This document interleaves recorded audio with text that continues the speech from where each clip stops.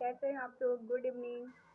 ये शाम का टाइम है, मैं इवनिंग में शूट कर रही हूँ, इसलिए आप सबको गुड इवनिंग मेरी तरफ से। आई होप आप लोगों ने मेरी वीडियोस को मिस किया होगा। एक्चुअली अभी तक सिर्फ आई थिंक 10 से 11 ही वीडियोस हैं एंड बीच में थोड़ी तबीयत डाउन होने की वजह से कुछ मैं वीडियोस नहीं पोस्ट कर पाई, नहीं बना पाई। मेरे पास टॉपिक होने के बावजूद मेरे पास नहीं था, इतनी हिम्मत नहीं थी कि मैं वीडियो बना के पोस्ट करूँ। आज मुझे टाइफाइड हो गया था। तो कि मैं आप लोग से ये उम्मीद लगा रही हूँ, ये आशा रखती हूँ कि आप लोग मेरी वीडियोस से कुछ ना कुछ तो सीख रहे होंगे, अपने आप को जागरूक कर रहे होंगे, अपने आप जो अवेयरनेस की कमी थी खुद में या अपने आसपास में, उसको आप दूर करने की कोशिश कर रहे होंगे। तो बस इसी उम्मीद से मैं आपके लिए फिर से एक टॉपिक लेके आई हूँ जो कि पर्यावरण को लेके ही है। पर्यावरण पे मैंने उस दिन बनाया था, बहुत ही छोटा वीडियो बनाया था। तो जैसे कि मैंने आपको बताया था, पर्यावरण की रिस्पॉन्सिबिलिटी सिर्फ जो हमारे मेन नागरिक हम कह सकते हैं, नागरिक क्या, मैं उनको क्या बोलूँ आज, अभी वर्ड्स को लेकर थोड़ी कन्फ्यूजन है। जैसे हमारे पीएम मोदी जी हैं, राष्ट्रपति द्रौपदी मुर्मू जी हैं, माननीय मुर्मू जी हैं, तो सिर्फ उन लोग की रिस्पॉन्सिबिलिटी नहीं बनती है, हम आम जनता की भी रिस्पॉन्सिबिलिटी बनती है कि हम एक्चुअली में अगर उनके पास उनकी तरह उतने ऊँचे ऊँचे पोस्ट पर नहीं जा पाए किसी रीज़न बस अपनी कमियों के कारण, या फिर अदर कोई दिक्कतें हैं कि हम उस लेवल पे उस पर नहीं पहुँच पाए। बट हम आम नागरिक, जो हम आम जनता हैं, उनके कारण ही ये पॉल्यूशन देखने को मिलता है।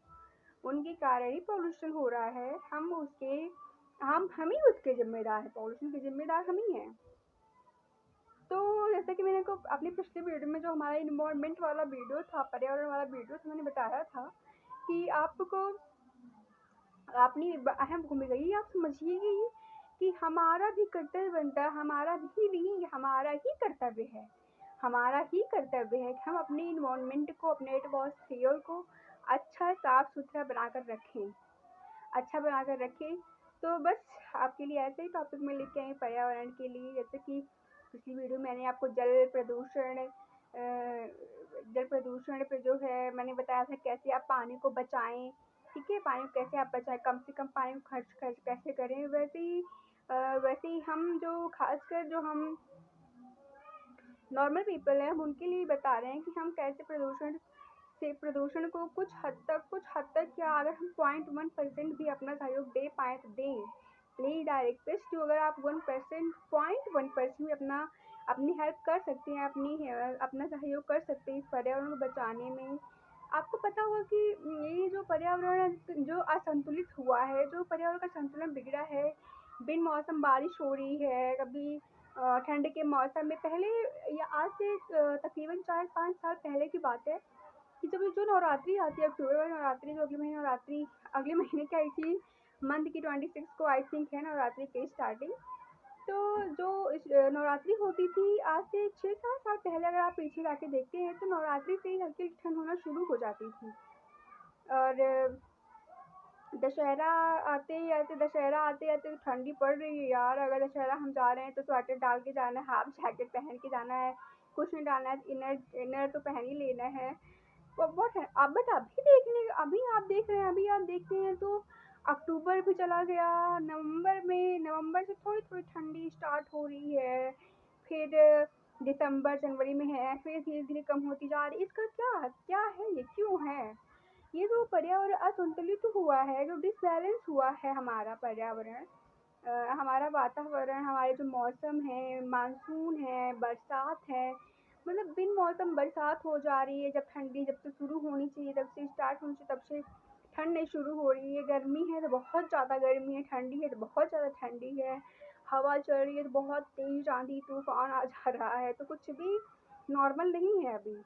ये जो पॉल्यूशन है, जो पर्यावरण असंतुलित हुआ है, कभी भी कुछ भी हो जा रहा है, तो वो उसके जिम्मेदार हम हैं। हम सभी लोग उसके रिस्पॉन्सिबल हैं। हम सब उसके ज़िम्मेदार हैं। हमारी रिस्पॉन्सिबिलिटी बनती है। हम अगर 0.11% करके 0.1% हमने किया, फिर हमने किसी और को जागरूक किया यार ऐसा करना चाहिए, तो उसने कुछ किया, कुछ हेल्प, कुछ क्या अपना तरीका कुछ उन्होंने अपनाया कि हाँ किस तरह मैं अपना सहयोग दे सकती हूँ, दे सकता हूँ। फिर उसने एक अगले को बताया, इस तरह एक चेन बनती जाती है। मैंने आपको बताया, आपने एक को बताया, उसने दो को बताया, ठीक है। उस फिर ऐसे चेन बढ़ती जाती है। इससे क्या है कि हेल्प मिलता है आपको। मेरा विश्वास कीजिए, जब भी आप अपने इन्वायरमेंट के लिए, अपने देश के लिए, अपने लिए, अपनी फैमिली के लिए, अपने बच्चों के लिए कुछ भी करते हैं, तो आपको जो अंदर से खुशी मिलती है, जो संतुष्टि मिलती है, उससे बड़ा सुख और हो ही नहीं सकता। मेरा विश्वास मानिए, अगर आप देश से, अपने वातावरण से, अपने पर्यावरण से, अपने प्रकृति से, अपने नेचर से थोड़ा सा भी प्यार करते हैं, तो प्लीज़ 0.1% या 0.05, मतलब क्या बोलूँ मैं, कम से कम अगर आप सहयोग कर पाते हैं तो थोड़ा सा ही स्टार्टिंग, आप थोड़ी सी एक जीरो लेवल से आप स्टार्ट करिए, फिर धीरे धीरे धीरे धीरे आपको अच्छा लगेगा, आपको लगेगा हाँ यार शायद शायद मैं सही कर रही हूँ, शायद सही कर रहा हूँ। तो इससे आप की जो अंदर, मतलब जो आपका हार्ट है वो खुद बोलेगा नहीं नहीं ये सही है, ये करना चाहिए, हमें आसपास के लोगों को बताना चाहिए। तो जानते ही हैं नेचर कितना खूबसूरत होता है, पहाड़, झरने, नदियाँ, तरह तरह के फ्लावर्स, अलग अलग कलर्स के, डिफरेंट डिफरेंट टाइप्स के बटरफ्लाइज, बहुत कुछ एनिमल्स हैं। बहुत कुछ देखने को मिलता है जो कि नेचर ही ये सब बना सकती है। हम इंसानों के बस की बात तो नहीं है। हम नेचर से जब छेड़छाड़ करेंगे, तो हम उन जब छेड़छाड़ करेंगे तो कुछ तो उसका उल्टा होगा ना, है ना। नेचर के साथ छेड़छाड़ करने का मतलब ये है कि हम बहुत एकदम लाउड स्पीकर, मतलब फुल वॉल्यूम में म्यूजिक सुन रहे हैं, एंड बिना बात के लाइट जलाए हुए हैं, हमें काम नहीं है, एंड फैन चल रहा है, चल ही रहा है, हम ये नहीं ध्यान दे रहे हैं स्विच गर्म हो रही है, थोड़ा सा इसको डस्ट की ज़रूरत है, थोड़ी देर के लिए फैन ऑफ कर देते हैं, एसी चल रही है, रूम में कोई नहीं है, एसी चली जा रही है, कूलर है, कूलर चल रहा है, उसका मालूम नहीं कूलर बंद भी करे, उसमें गंदा पानी स्टोर हुआ है जिसके कारण मच्छर पनप रहे हैं। मैं क्या क्या बोलूँ, आरओ मशीन, आपको पता है जो हम घर में आरओ मशीन लगवाते हैं, वो उससे भी कितना खतरा है हमारी लाइफ को, आपको शायद अंदाजा नहीं होगा। सबसे बड़ी बात तो आरओ मशीन ऐसे तो नहीं है आपको आपके पानी को प्यूरिफाई करती है, बट वो अगर 4 हिस्सा पानी है, उसका 3 हिस्सा पानी वो खराब, 3 हिस्सा पानी वो खत्म कर देती है, 1 हिस्सा पानी आपको पीने के लिए देती है। तो इससे हमारे जल का भी नुकसान हो रहा है। मैं इसका सॉल्यूशन बताऊंगी कि जो आरओ मशीन ना लगा करके हम घर में क्या क्या ऐसा करें कि हम शुद्ध पानी भी पी सकें, एंड पानी भी वो ना हो, प्रदूषित ना हो, पानी भी शुद्ध हमें मिले, एंड पानी जो कमी हो रही है, जो खपत हो रही है, नुकसान जो हो रहा है आरओ मशीन के थ्रू, उसको भी कम कर पाएँ, एंड हमें नुकसान भी ना हो। मैं बताऊंगी आप अगले ब्लॉग में ये। तो यही सब मैं बता रही थी, एंड जैसे कि मैंने देखा है लोग दूध मंगा रहे हैं, हाँ, तो मैं पता नहीं, मेरे पापा मेरे यही कहते हैं कि तुम एक टॉपिक को बोलो, एक एक पे बोलो। एक्चुअली अगर मैं एक पे शुरू करती हूँ बात, तो वो उससे जुड़ता हुआ यूँ लंबा हो जाता है, फिर मैं उसके पहले क्या बोली थी, फिर उससे जुड़ा हुआ सब चला जाता है। जैसे अभी मैंने ये आरओ वाला वो बताया, आप जल के लिए, पानी के लिए, तो वैसे ही अब मेरे माइंड में ये नहीं समझ में आ रहा टाइप फाइव वैसे कि मैंने किस उससे शुरू किया था आरओ का वो। तो ठीक है, चलो इस टॉपिक को यही छोड़ते हैं। तो छोड़ते क्या है मैं बताऊंगी। एक तो ये हो गया, एंड दूसरा ये हो गया, जैसे हम प्लास्टिक थैली दूध मंगाते हैं, दूध ले रहे हैं, 1 लीटर 2 लीटर आधा लीटर की थैलियाँ आ रही हैं, तो मैंने देखा है कि उसको थैलियों को मैंने दूध निकाला थोड़ा सा कट करके, एंड डस्टबिन में उसकी पॉलीथीन को डाल दिया। तो जब हम डस्टबिन में कूड़ा फेंकते हैं तो पता है क्या होता है, जो कूड़े बिनने वाले आते हैं पॉलीथीन को ले जाते हैं, वही गंदी पॉलीथीन फिर से काम में लाई जाती है। तो पॉलीथीन को आप एकदम छोटे छोटे टुकड़ों में काट के तक फेंकिए, फिर उसको आप जला दीजिए, जलाने से भी प्रदूषण ही होना है, धुआं ही होना है।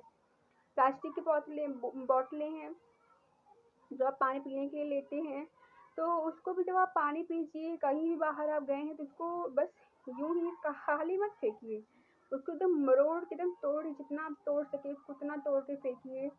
नहीं तो वही बॉटल फिर से यार काम में ले लेते हैं, एंड हम लोग जनता को लूटते हैं इस बहाने वो फिर उनका सिर्फ पानी पानी लगना है, बॉटल का पैसा तो लगना नहीं है, उसमें थोड़ा सा तो शीलिंग करनी है गैस में, शीलिंग कर देंगे और फिर से पानी डाल के फिर बेच देंगे, हमारे पास फिर आएगा।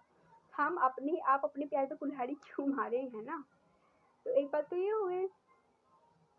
इसी तरह है कि जैसे ये हुआ कि हाँ अभी की मैं नेट पे एक्चुअली सर्च कर रही थी यार कि टॉपिक क्या डालूं क्या डालूं क्या डालूं, आज का टॉपिक टॉपिक इतने सारे होते हैं, कंफ्यूजन होती है। तो मैंने देखा कि जैसे कि मैंने फिर नेट पे सर्च किया कि सबसे बड़ी समस्या प्रॉब्लम क्या है इस प्रेजेंट टाइम में देश में हमारे। तो सबसे बड़ी समस्या ये देखने को मिली भ्रष्टाचार। मोदी जी ने कहा है, हमारे माननीय मोदी जी ने कहा है। मोदी जी से याद आया, मैं आपको अपनी स्टोरी बताती हूँ अपनी। क्या हमारे कॉलेज में जब मेरा ग्रेजुएशन चल रहा था तो मैम ने पूछा, सेकंड ईयर था, मैम ने पूछा एक लड़की से हमारे पीएम कौन है। तो वो बोलती है, मोदी जी का प्रणाम लेके बोलती है एंड जी नहीं लगाती है, ना सामने मिस्टर या कुछ श्री कुछ भी नहीं लगाती है। मैम इतना डांटती हैं उसको, कहती हैं तुम्हारे पड़ोसी हैं क्या मोदी जी, कम से कम वो हमारे देश को चला रहे हैं, उनका नाम सम्मान से लीजिए। मैं जहाँ तक मैं जानती हूँ मोदी जी एक ऐसे पीएम है जो जिसको बच्चा बच्चा जानता है, बस बस पूछ लो हमारे पीएम कौन है, मोदी जी हैं। तो यार खुद भी रिस्पेक्ट से बोलिए, अपने बच्चों को सिखाइए रिस्पेक्ट से बोले, जिसको भी आप अपने आसपास देखे थोड़ा बस यूं ही है मतलब मैं नहीं बोलूँगी ऐसा, ऐसे ही बिना रिस्पेक्ट के बोल किसको बताइए यार वो हमारे पीएम है, हमारे देश को चला रहे हैं, तो मैं फैमिली नहीं चला सकती, वो पूरा देश चला रहे हैं, देश चला रहे हैं। पर रिस्पेक्ट से बात करिए। तो उन्होंने बताया कि हमारे देश की सबसे बड़ी प्रॉब्लम भ्रष्टाचार है। भ्रष्टाचार मीन्स आप समझते होंगे कि जैसे कि हम पिछली सरकार थी तो उस सरकार के ड्यूरिंग जो बाहरी देश या फिर इसी देश के कुछ राजनेता जो हमारे देश के धन को लूट कर चले गए हैं, हमारे देश के पैसे को लेकर चले गए हैं, वो सब एक भ्रष्टाचार में ही आता है। तो भ्रष्टाचार हो गया एंड बेरोजगारी बहुत बड़ी समस्या है। बेरोजगारी बहुत बड़ी समस्या है एंड ये कोरोना चल रहा है तो चल ही रहा है।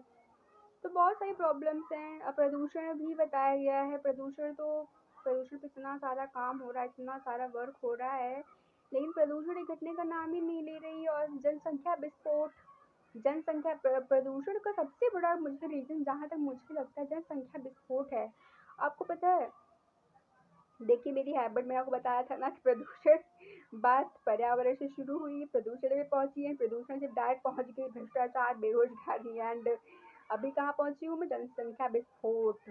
जनसंख्या विस्फोट का मतलब समझते हैं कि हर फैमिली में, जैसे कि फैमिली मैरिड, मतलब दो बच्चे हैं, ठीक है, दो हम दो हमारे दो, आपने नारा सुना होगा, दो बच्चे बहुत हैं, दो बच्चे काफ़ी हैं। पहले की जनरेशन थी जब आबादी बहुत कम थी, कम नहीं थी तब भी थी, मतलब 5 बच्चे, 6 बच्चे, 7 बच्चे, ऐसे-ऐसे जैसे दादी लोग बताती हैं हम 5 बहनें एंड 6 भाई हैं। तो मतलब 10-10, 11-11 बच्चे एक माँ कैसे पालती रही होगी, सोचना थोड़ा मुश्किल हो जाता है।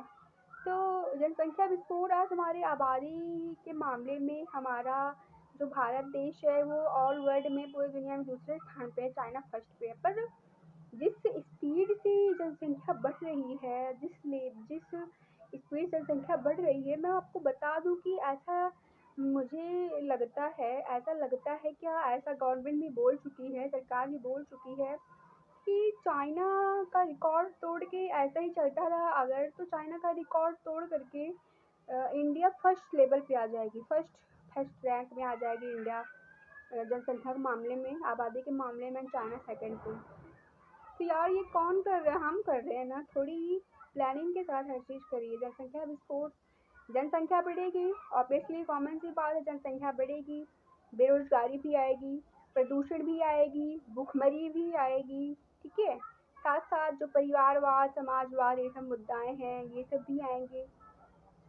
शिक्षा में कमी होगी, क्योंकि अगर हमारे दो बच्चे हैं तो हम उनको अपने अकॉर्डिंग, अपने कमाई के अकॉर्डिंग हम उनको पढ़ा लिखा सकते हैं। वहीं अगर चार हैं, आप खुद देखिए करके, मैं मानती हूँ कोई भी पेरेंट बच्चे से उतना ही प्यार, जिसके पास एक है वो भी उतना ही प्यार है, चार है वो भी उतने ही प्यार हैं, 10 है वो भी उतने ही प्यार है। बट बात यहाँ पे आके अटकती है, अगर दो बच्चे हैं तो आप उनको जितनी अच्छी परवरिश दे पाएंगे अगर 6 बच्चे हैं तो 6 बच्चे की तुलना में आप 2 बच्चे अगर हैं तो उनकी ज़्यादा अच्छी परवरिश आप कर पाएँगे 6 बच्चे की तुलना में, उनकी अपेक्षा। तो जनसंख्या हम क्यों बढ़ने दें, है ना? कहीं-कहीं किसी-किसी राज्य में तो हो गया है ये कि हम 2 हमारे 2 नहीं अगर एक से ज़्यादा मुझे अभी एक्चुअली याद नहीं आ रहा है कौन-सा स्टेट है, किसी राज्य में ही हुआ है, हमारे देश में ही हुआ है कि अगर आप अपनी फैमिली को बढ़ा रहे हैं, 2 से ज़्यादा बच्चे आपके तो आपको गवर्नमेंट जॉब नहीं मिलेगी। ऐसा कुछ है मुझे अभी एक्चुअली याद नहीं मैं आपको आगे ब्लॉग ज़रूर बताऊँगी। तो वही मैं बता रही थी कि पर्यावरण जो हमारा नेचर पर्यावरण में जो बीमारियाँ तरह-तरह की आ रही हैं, जो प्रदूषण है, इन सब में बराबर ज़िम्मेदार है ये जनसंख्या विस्फोट भी इसमें ज़रूर मतलब जनसंख्या विस्फोट भी इसमें काफ़ी काफ़ी हद तक क्या 90% मुझे लगता है जनसंख्या विस्फोट के कारण ही प्रदूषण हो रहा है। जैसे हमारे दिल्ली में ले लीजिए इतनी घनी बस्ती इतनी घनी बस्ती इतनी घनी बस्ती आप देखेंगे अगर आप रोड के तो छोड़िए 9 बजे इतना तेज ट्रैफिक होता है 8:30 बजे 9 बजे इतना ट्रैफिक होता है कि आधे घंटे का रास्ता आपको 2 घंटे लग जाएंगे और अगर आप गलियों से होकर जाएंगे तो गलियों में आप देखिए इतनी पतली गली है एंड इतनी इतने छोटे छोटे घर ऐसे घर बने हुए हैं के बाद एक घर बने हुए हैं इतनी घनी आबादी पूछे मत दिल्ली में।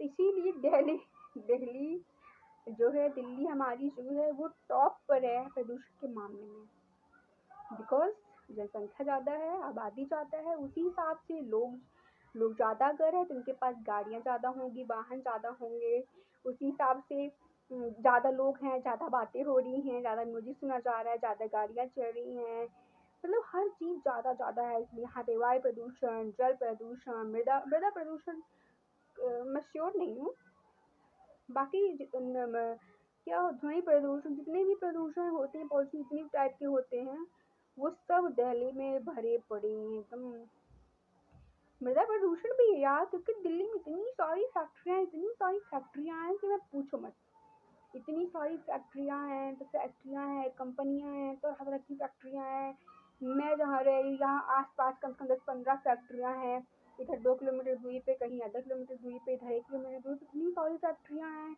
मतलब ए टू जेड यहाँ पे चीज़ें बनती हैं दिल्ली में हमारे बिकॉज भाई कैपिटल है तो नालियाँ हैं फिर इतनी आबादी है तो नालियाँ हर घर की नालियाँ फैक्ट्रियों की नालियाँ उनका गंदा पानी बड़ा बड़ा नाला उस नाले का पानी फिर उस पानी को सोचते सिंचाई के लिए तो अगर सिंचाई में जा रहा है तो वहाँ की मिट्टी को दूषित कर रही है वो गंदा पानी मिट्टी को दूषित कर रही है मिट्टी को दूषित हुई मिट्टी का जो उपजाऊ जो उर्वरक क्षमता थी क्या बोलेंगे इसको हाँ जो उर्वरक क्षमता थी वो कम हुई जिससे उपज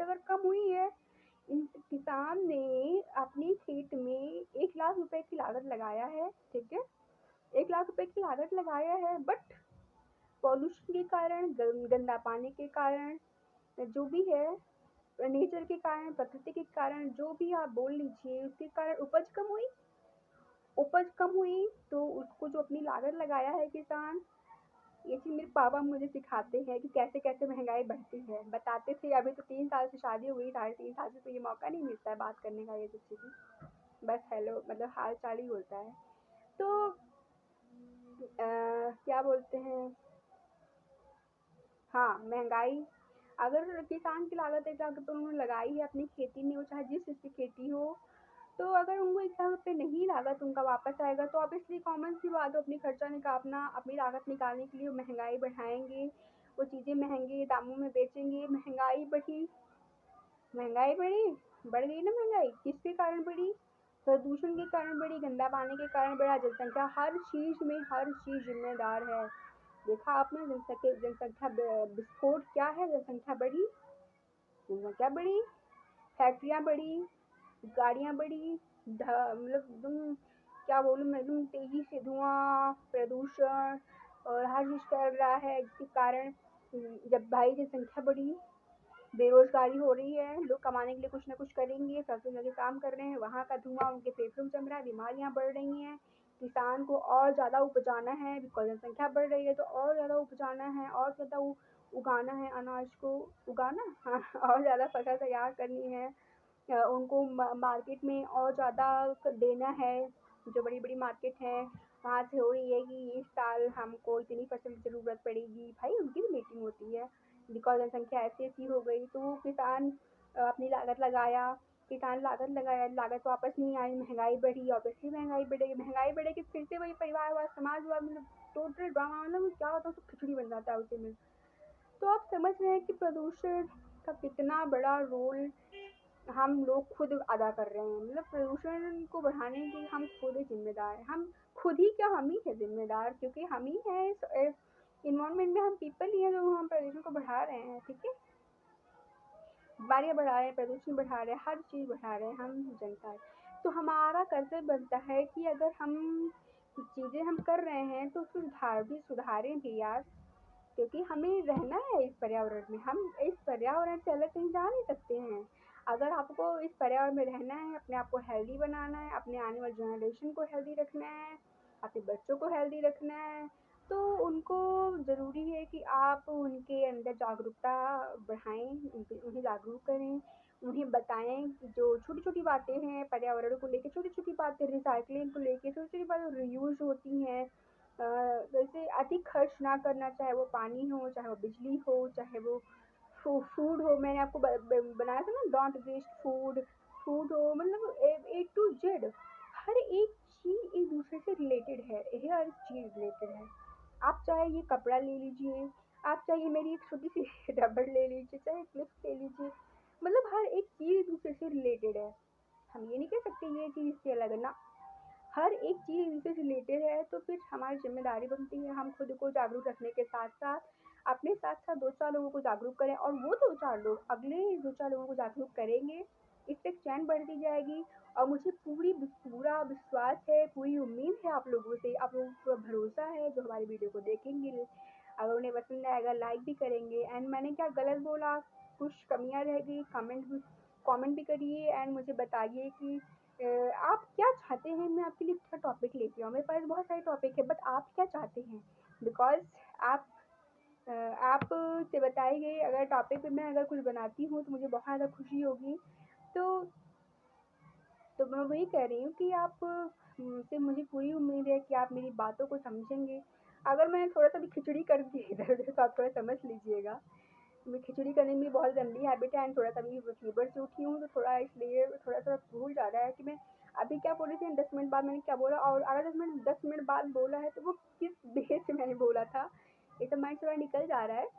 तो बस मैं आपसे यही उम्मीद लगा रही हूँ आपको वीडियो पसंद आएगी तो आप लोगों के पास शेयर क्या करेंगे, मैं शेयर करने के लिए नहीं कहूँगी आपसे। मैं हमेशा ये कहती हूँ कि अगर आपको हमारी एक्चुअली जानता हर कोई है, हर एक चीज़, हर एक इंसान जानता है, हर एक चीज़ की उसको जानकारी है, बट बात यहाँ आके फँसती है कि वो जानते हुए भी कुछ नहीं करना चाहता है, ठीक है? जानता हर इंसान है क्या गलत है, क्या सही है, हमें क्या करना है, क्या नहीं करना है, बट जानते हुए भी वो एक तरह एक होता नहीं है कि हाँ, जैसे हम ये चीज़ जानते रहते हैं, बट अगर हम वीडियो देख लेते हैं यूट्यूब पे या फिर किसी अदर पर्सन को हमने करते हुए देख लिया, तो हाँ यार, ये सही तो कर रहा है यार, ऐसा करना चाहिए, ऐसा होना चाहिए, ये मैं भी कर सकता हूँ। तो बस आप भी अपनी ज़िम्मेदारियाँ निभाइए, आप भी रिस्पॉन्सिबल बनिए, अपने बच्चों को बनाइए, अपने आस-पास के लोगों को जागरूक करिए। मेरी बातें, अपनी बातें बनाकर आप अपने तरीके से, और आपके पास जो अपने विचार हैं, आपके क्या पॉइंट हैं, आप इस नेचर को लेके, इस प्रकृति को लेके, इस प्रदूषण को लेके, जनसंख्या विस्फोट को लेके, जो हमारे देश में चल रहे हैं, ये जो गरम-गरम मुद्दे हैं, जो समस्याएँ हैं, उन सब को लेके आपके माइंड में क्या चल रहा है, आप क्या चाहते हैं करना, मुझे प्लीज़ ज़रूर बताइए। एंड वीडियो को ज़्यादा से ज़्यादा देखिए एंड मेरी कमियों को मुझे बताइए, जिससे मैं आप अपनी कमियाँ दूर करूँ और अच्छी बनाने की कोशिश करूँ। तब तक के लिए bye bye, tata, see you.